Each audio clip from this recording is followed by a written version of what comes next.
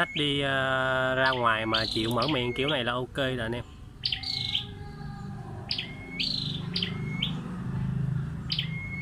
Chim đi vợt mà chịu chơi vậy là ổn rồi.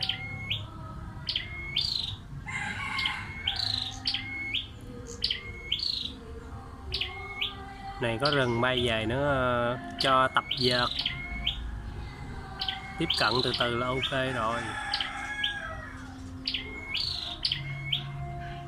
Ổn không, ổn không?